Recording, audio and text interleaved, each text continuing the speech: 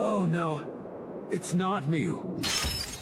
I had just settled into the kind of silence that exists only on New Year's Eve when you're alone.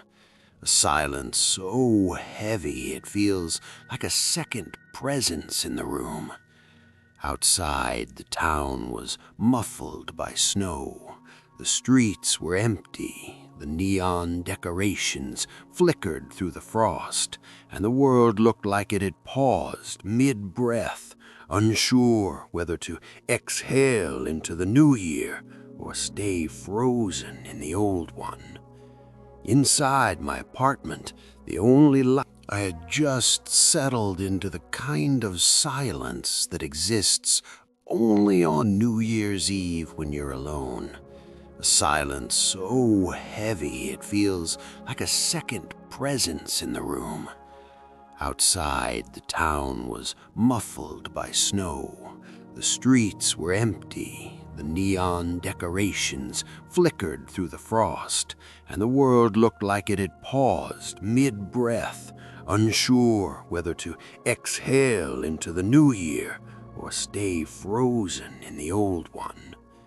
Inside my apartment, the only light came from the TV screen.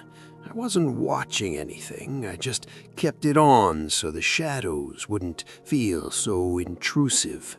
I told myself I wasn't uneasy, that the cold prickle on the back of my neck was just the draft from the poorly sealed window, but that was a lie.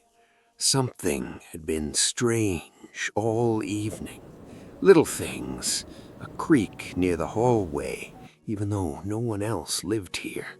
My phone glitching twice, screen flickering like someone was calling me from a dead battery.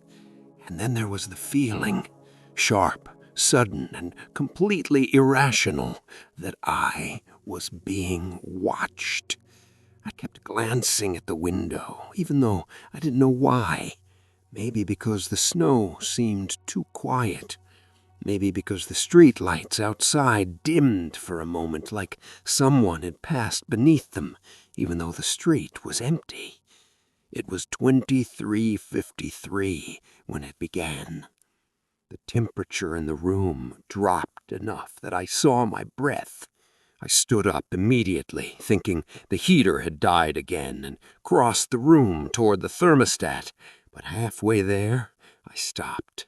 Not because of a sound, but because of the absence of one. The wind outside had gone silent, not quieter, not softer, just gone.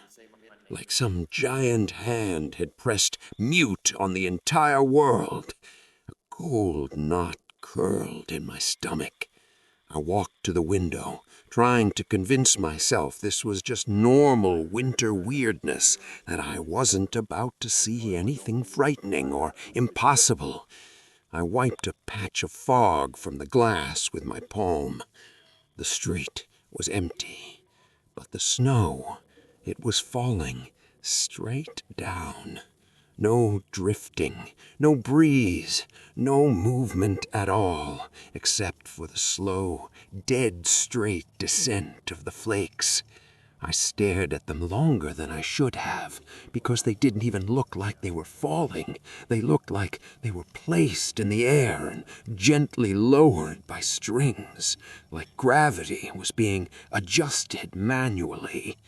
A thought came from somewhere behind me. I froze. It wasn't loud, but it carried weight. Solid, deliberate weight. Not a house sound, not a random bump. More like someone had set a heavy boot down on the floor. I turned slowly. Nothing was there. Another thought, this time directly beneath the window. I didn't breathe. I didn't move. I didn't even blink. And then, at 23:58, 2 minutes before midnight, it happened. A soft knock on the glass. Just 3 taps. Gentle, precise, almost polite. I jerked back instinctively, heart hammering against my ribs so hard it felt like it was trying to escape. For a moment I thought maybe the snow had hit the window weirdly, maybe ice had fallen from the frame, but then the knock came again. This time slower, this time unmistakably human. I forced myself to look. At first I saw nothing except my own panicked reflection. Then the snow shifted, and someone stepped into the faint light spilling from my window. A figure, tall, broad-shouldered, wrapped in red, but not the bright, glossy red from children's cartoons. This was darker, worn, heavy with frost.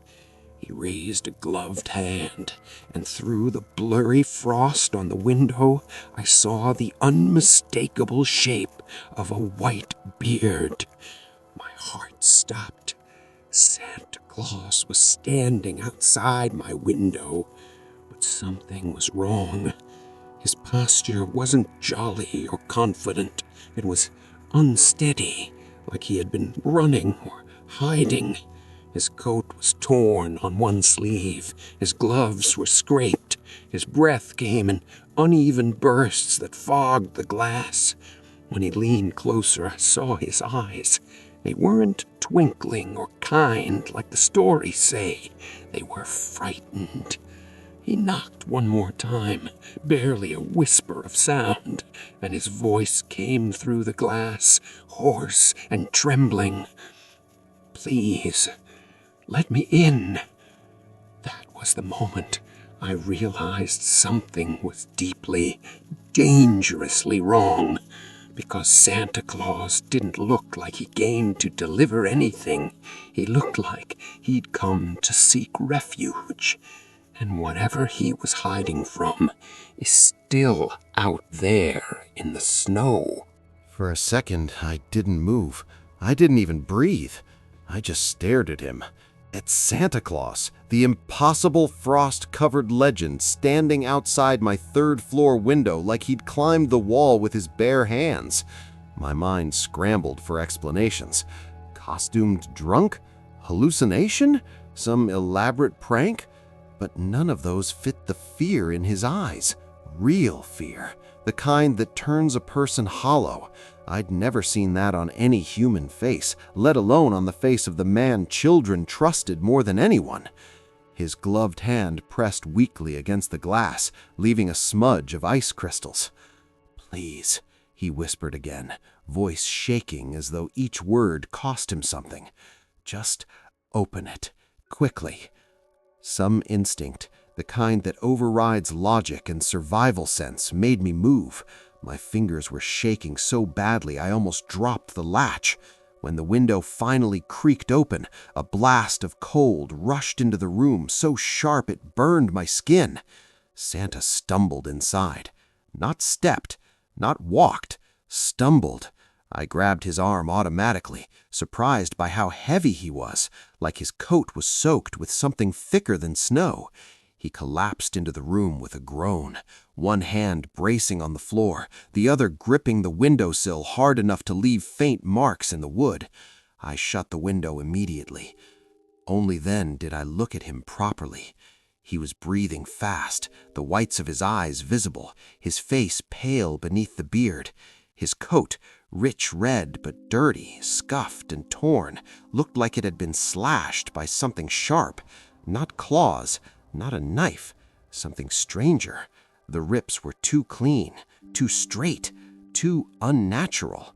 He wiped snow from his beard and looked up at me with a mix of urgency and apology. I'm sorry," he said. "I didn't mean to frighten you. I didn't have anywhere else to go." I swallowed hard. "Are you hurt?" "No," he said quickly, though his voice trembled. "Not yet." The words sank into my stomach like a stone. Not yet. "What happened? Why are you here? Why come to my window?" He opened his mouth to answer, then froze. All the color drained from his face. "Shh," he whispered. "Don't move." My body locked up. A cold prickle traveled up my spine as he slowly turned his head toward the window. The snow outside had stopped falling. Not slowed. Stopped. Suspended mid-air, like the flakes were hanging on invisible threads. Santa's voice dropped to a breath. It followed me. The air in the room grew impossibly cold. My breath formed clouds. The TV crackled with static. The shadows in the corners seemed to thicken. Santa pushed himself up with surprising strength and gently grabbed my shoulder, guiding me away from the window. "Whatever you do," he whispered, "don't look directly at it." Of course, those words made me want to do exactly that, but before I could turn my head, Santa lifted his hand to block my view. His glove hovered inches from my face, trembling slightly. The lights flickered. Something brushed against the outside of the glass. Not a hand, not a branch, something that moved too smoothly, too deliberately, sliding along the window pane with a faint scraping sound, like claws dragged lightly across ice, except it wasn't claws. It sounded almost soft, almost curious. The room felt smaller, like the walls were retreating and the cold itself was crawling towards us. Santa pulled me backward another step. "We can't sense movement if we stay still," he whispered, "and it won't force its way in while I'm here. Not yet. It prefers to watch first." My heart thudded painfully in my chest. I whispered, "What is it?" His jaw tightened. "It's the thing that stole my sleigh." The scraping paused. The silence that followed was so deep it felt alive. I could hear my pulse. I could hear Santa's uneven breathing. I could hear the faintest creak of the window frame shifting in the cold.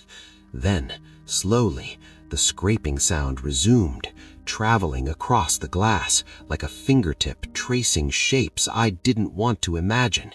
Santa lowered his voice even further. "We're safe for the moment, but we don't have long.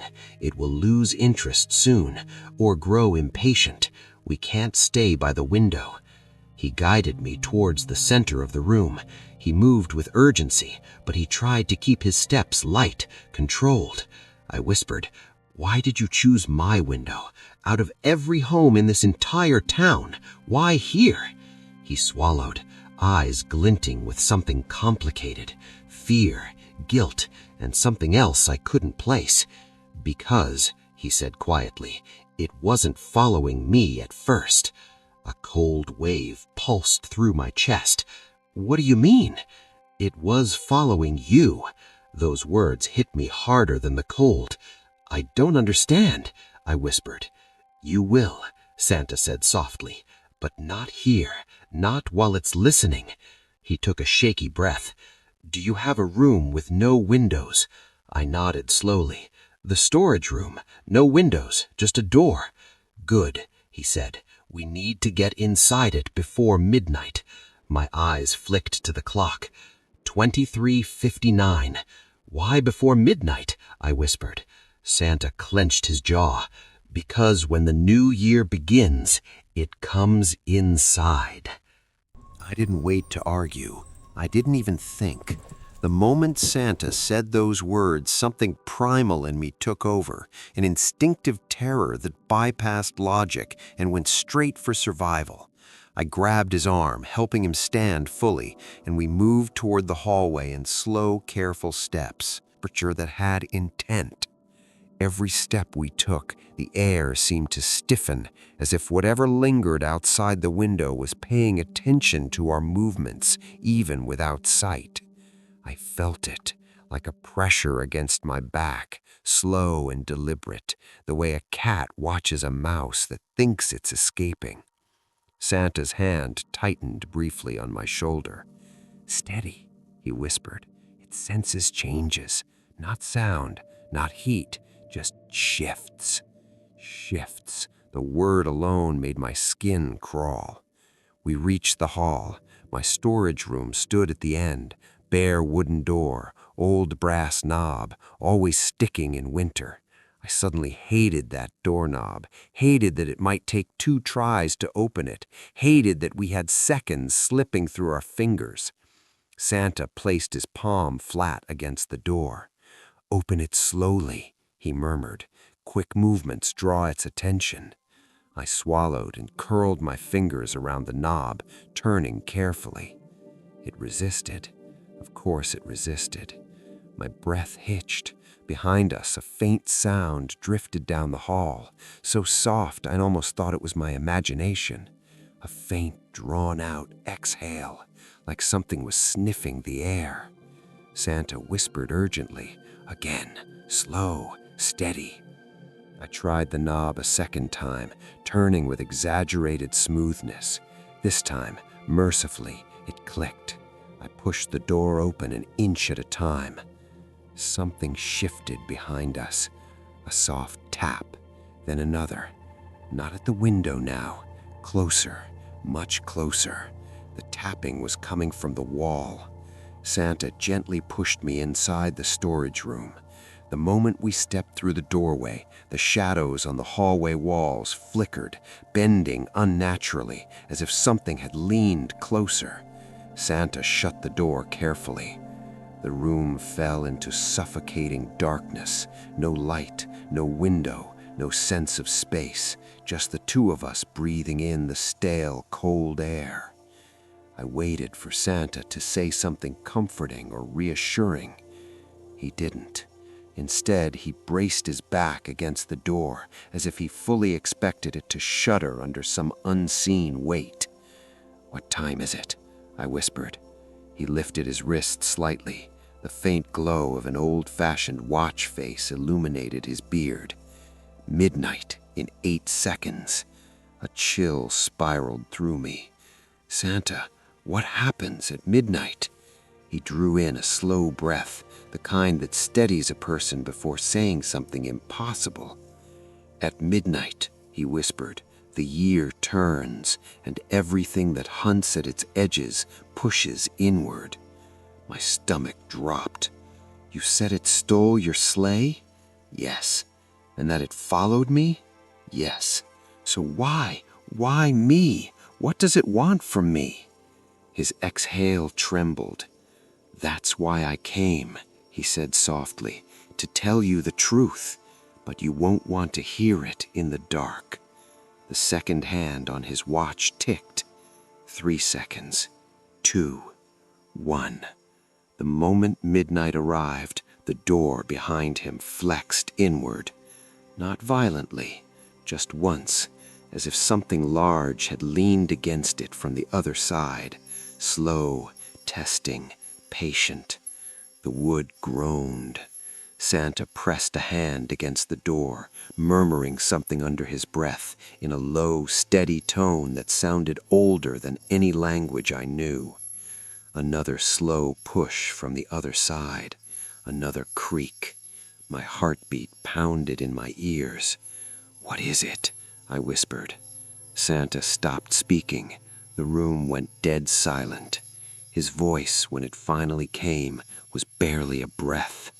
"The thing outside this door," he said, "isn't trying to break in." The wood creaked again. "It's trying to smell you." A sharp, icy tap hit the door, then another, then a long, slow drag across the wood. Santa closed his eyes briefly.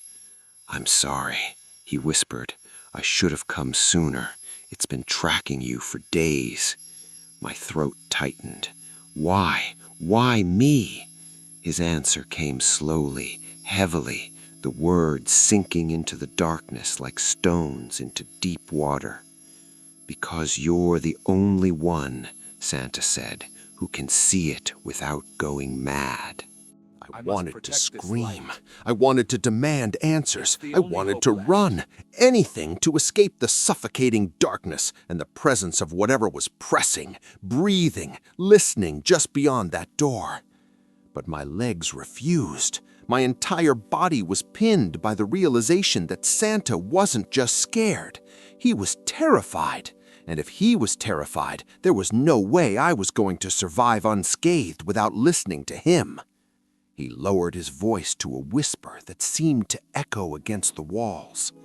It's not human, not animal, not anything normal. It feeds on the fear of disbelief. It lingers where people doubt, where they pretend the impossible is impossible.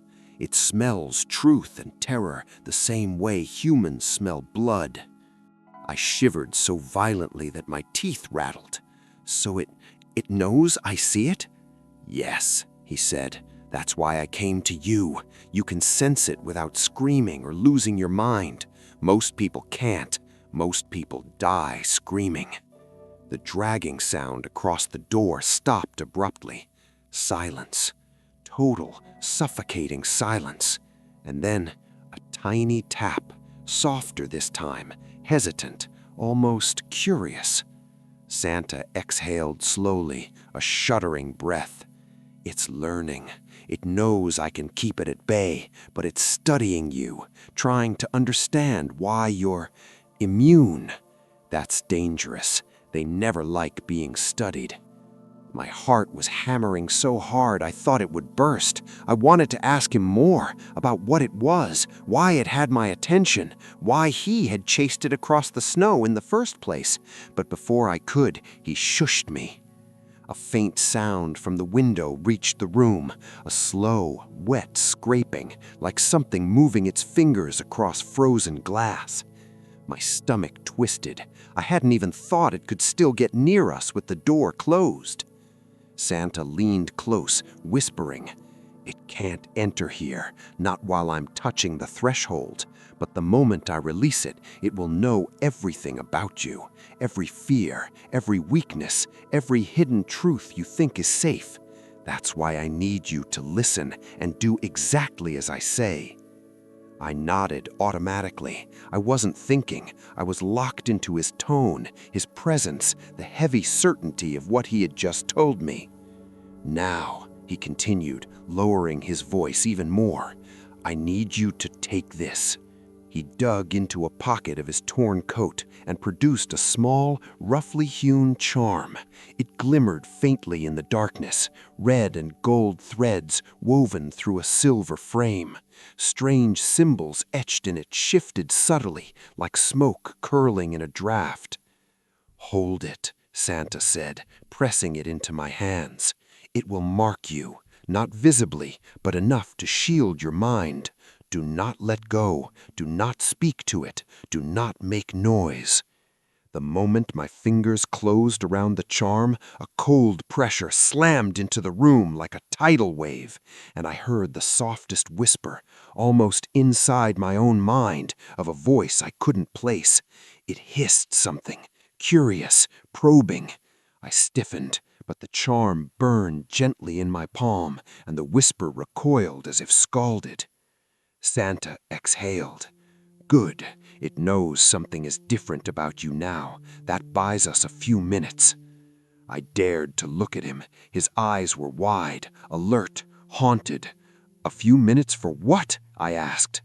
"Time to leave. We're not staying here. It will try to follow. It always follows. But you can escape with me." I stared at the door behind him. For a long moment, nothing happened.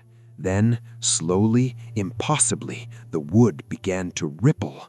Not crack, not break. Ripple like water frozen in motion.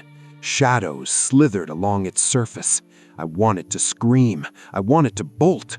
Santa grabbed my arm, surprisingly strong despite his exhaustion.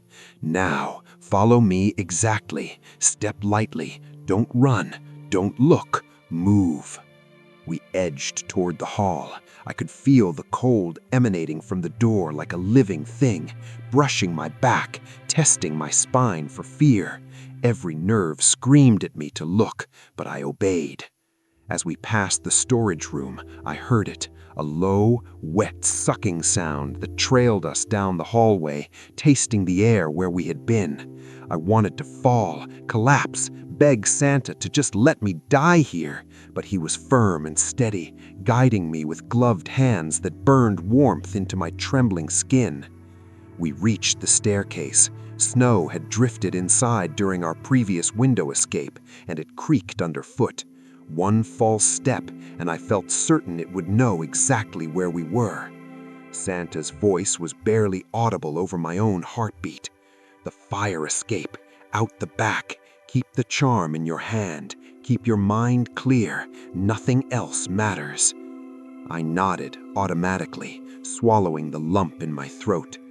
Then the sound came from behind us, a low, wet, sucking sound, followed by a whisper, a single word that chilled me to the core. Run. I glanced at Santa. His eyes met mine. Not panic, not fear, determination, and something else I couldn't name. Hold on to me, he said, voice low but urgent, or it will pull you back before you even step outside. I gripped his arm. The first step onto the staircase felt like stepping into freezing, invisible teeth, and in that instant I realized that nothing I thought I knew about this world or about Santa Claus himself would ever prepare me for what we were about to face beyond my apartment walls. The fire escape shivered under our weight, old metal groaning as we climbed down into the icy night. The snow outside glowed faintly in the streetlights, pale and almost unnatural, and for a moment I thought we were safe. But Santa's grip on my arm remained iron tight, his gloved hand searing warmth into my skin, and I realized he hadn't let go for even a second. He whispered, "It's near. Keep quiet. Move fast, but don't run." I obeyed instinctively, my legs shaking with cold and terror. The air around us seemed to thicken, turning heavier with each step.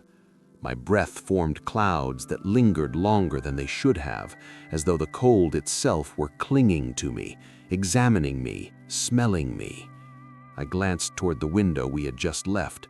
The dark, rippling wood was gone, replaced by empty silence, but I could feel it. Even now, outside in the open night, the presence lingered, crawling along the walls and the snow, brushing against us with invisible fingers. Santa led me down the narrow alley behind my building. The snow here was deeper, untouched.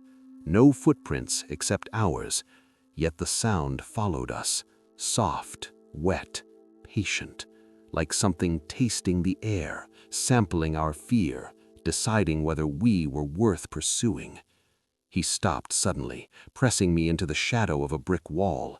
"Stay here. Don't make a sound." I froze. My pulse was so loud I thought it would betray me.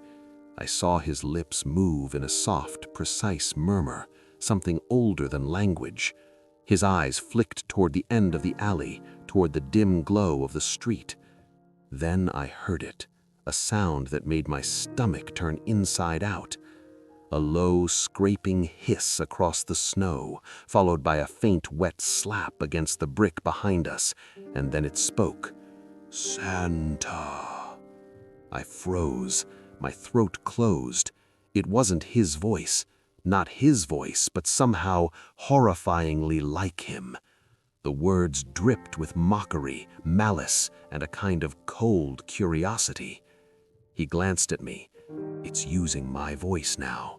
Don't respond. Don't move. It's testing you." I swallowed, shaking, gripping the charm tightly in my hand. The small threads of silver and red burned faintly, pulsing against my palm like it was alive. A small comfort, a promise of protection I couldn't see, but could feel. The thing grew closer.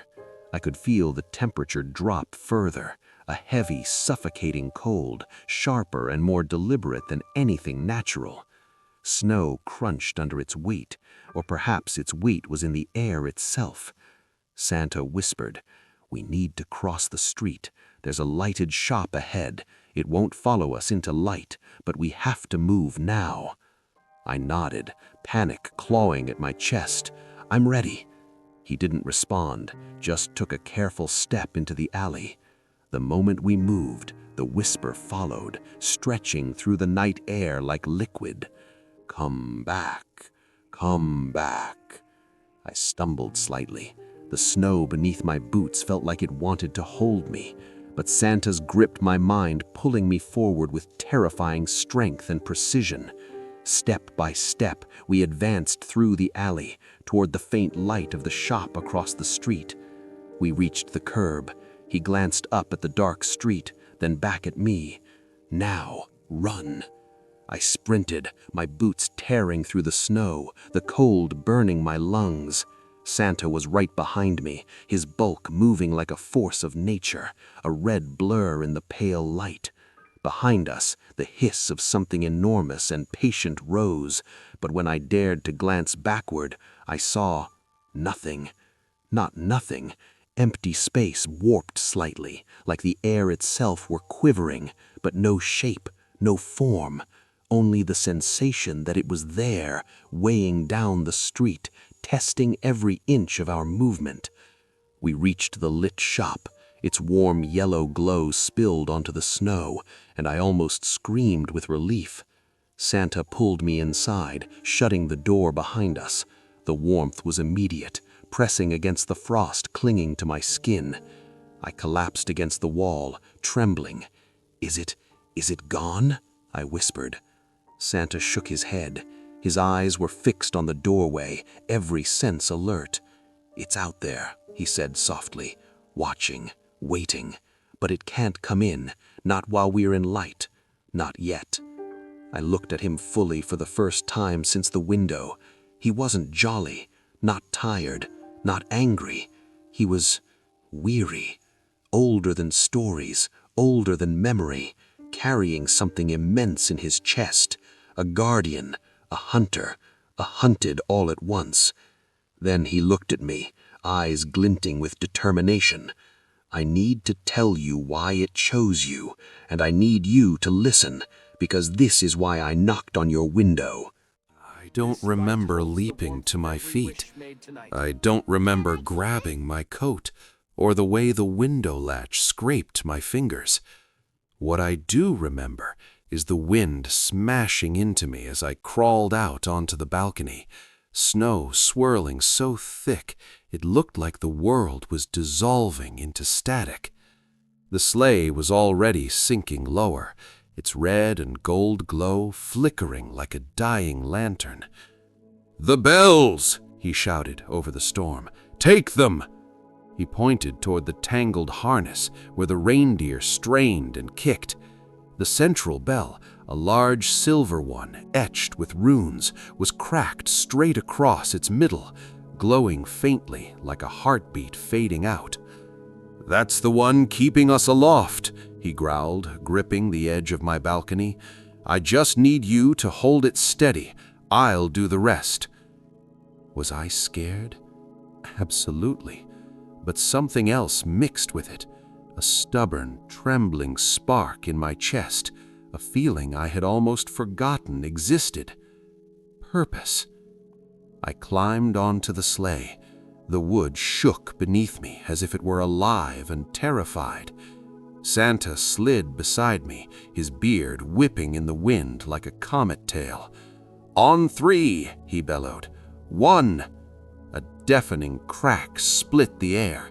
Something dark and shapeless, like a shadow torn free from a nightmare, lunged out of the storm and rammed itself against the sleigh. The whole world spun.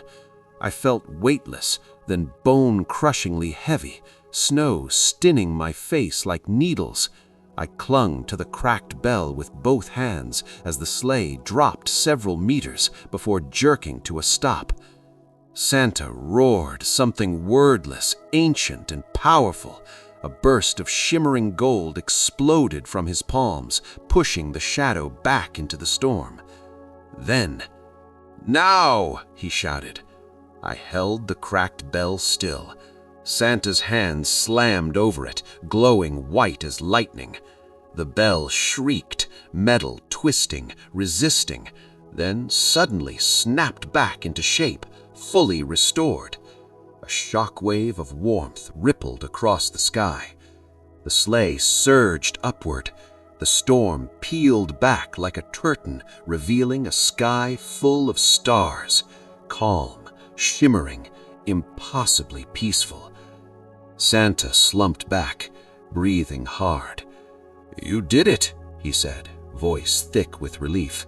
"You actually did it." I stared at him, trembling. What was that thing, that shadow? He gave a tired smile. "Just a fear, your fear. You opened the window to help me, and, unknowingly, to face it." The sleigh drifted upward until my entire town looked like a glowing map far below. "I should take you home," he said gently, but something inside me cracked open at those words. I didn't want to go home. Not yet. Not back to the silence. Not back to the numb, aching place grief had carved in me. Santa's eyes softened. "You miss her," he whispered. My throat tightened. "Every day." He placed something in my hand.